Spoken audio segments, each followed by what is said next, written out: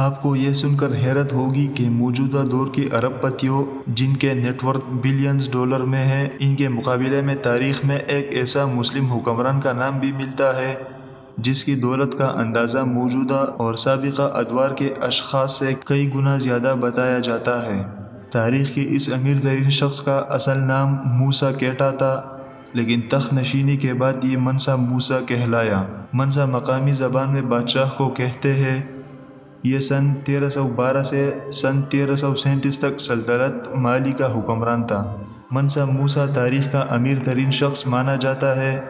اس نے مالی سلطنت پر جس زمانے میں حکومت کی، اس وقت سلطنت مالی معدنیات کے خزانوں جن میں گرینائٹ، یورینیم، فاسفورس، چونا، نمک اور سونے سے مالا مال تھی۔ بالخصوص سونے کے ذخائر کثیر تعداد میں پائے جاتے تھے۔ اس کا اندازہ اس بات سے لگایا جا سکتا ہے کہ 14ویں صدی کے اوائل میں سلطنت مالی دنیا میں سونے کی کل ترسیل کی نصف کی مالک تھی، یعنی دنیا میں جتنا بھی سونا موجود تھا اس کی آدھی سونے کی مالک تھی۔ یہی وہ وقت تھا جب پوری دنیا میں سونے کی مانگ عروج پر تھی۔ یہاں اس امر کا تذکرہ ضروری ہے کہ منسا موسیٰ کی سلطنت کی حد کسی کو معلوم نہیں تھی۔ اس کا اندازہ یہاں سے لگائے کہ آج کے موریطانیہ، سینیگال، گیمبیا، گنی، برکینیا فاسو، مالی، نائجیر، چاڈ اور نائجیریا وغیرہ کے علاقے اس زمانے میں منسا موسیٰ کی سلطنت کا حصہ ہوا کرتے تھے۔ اس زمانے میں ٹمبکٹو مالی کا سب سے بڑا علاقہ تھا جو سلطنت کے شمال میں واقع تھا اور دنیا کی سب سے بڑی صحرا کی جنوب مغرب میں واقع تھا۔ ٹمبکٹو کی وجہ شہرت زمانہ قدیم میں افریقہ سے ہونے والی سونے کی ساری تجارت تھی اور یہی شہر سونے کی تجارت کا مرکز تھا۔ رہنما انفارمیٹیو کو سبسکرائب کریں اور بیل آئیکن پر کلک کریں، اور فیس بک پر پیج کو لائک کریں تاکہ ہر اپڈیٹ آپ کو بروقت مل سکے۔ منسا موسیٰ ایک درویش، صفت نیک اور سخی حکمران تھا۔ اس کے عدل و انصاف کے متعدد قصے تاریخ میں درج ہیں۔ منسا موسیٰ کی دور حکومت کا مشہور ترین واقعہ سن 1324 میں اس کا منفرد سفر حج تھا۔ مورخین لکھتے ہیں کہ منسا موسیٰ کی حج کی تیاری کو لگ بھگ 1 سال سے زیادہ عرصہ لگا۔ سونے کی تاروں سے مرصع شاہی خیمے بنائے گئے، اہل خانہ کے لیے سفری محل بنایا گیا۔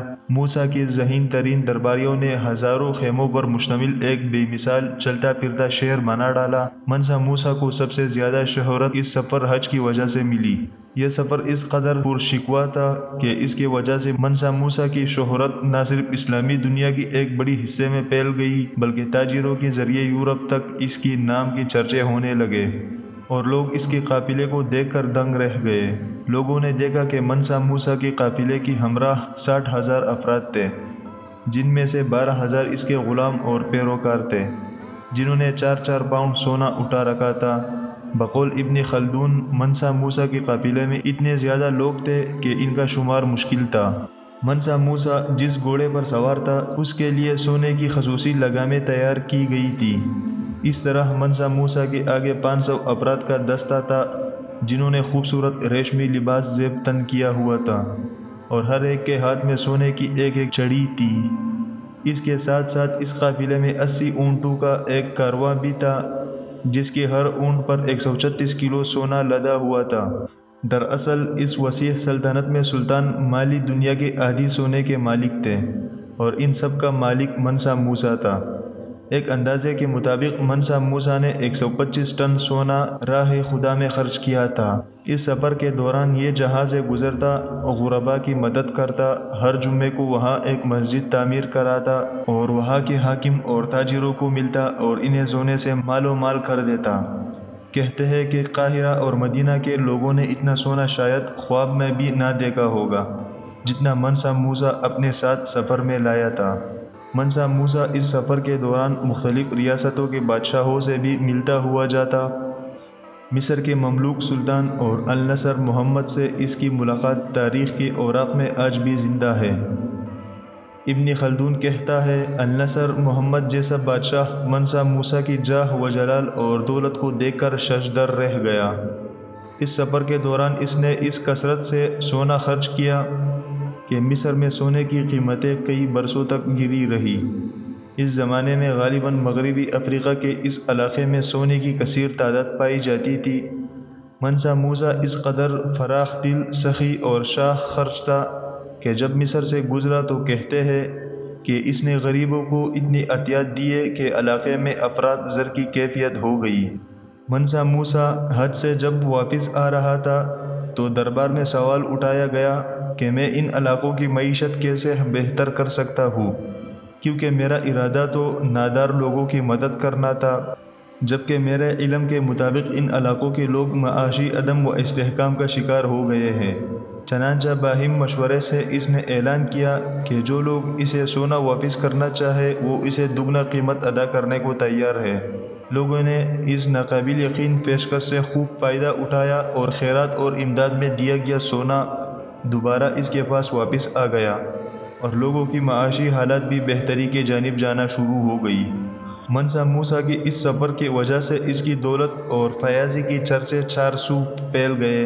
چنانچہ یورپ سے لوگ اس کے پاس صرف یہ دیکھنے کے لیے آتے تھے کہ کیا واقعی اس کے پاس اتنی کثیر دولت ہے جس کے چرچے چار سو ہے۔ یورپ سے لوگ جوک در جوک آنے لگے۔ جب منسا موسیٰ کے مال و دولت کی تصدیق ہو گئی تو اس کا نام کیٹلان کے ایٹلس میں شامل کر لیا گیا۔ معروف منی میگزین میں یونیورسٹی آف میشیگن کے ہسٹری کی پروفیسر روڈولف ویئر کے بقول یہ تاریخ کی اس امیر ترین شخصیت کی بات ہے جس کی دولت کا اندازہ لگانا ممکن ہی نہ ہو، تو پھر یہ سمجھ لینے کے علاوہ اور کوئی صورت باقی نہیں رہ جاتی کہ وہ بہت زیادہ اور حد سے زیادہ امیر تھے۔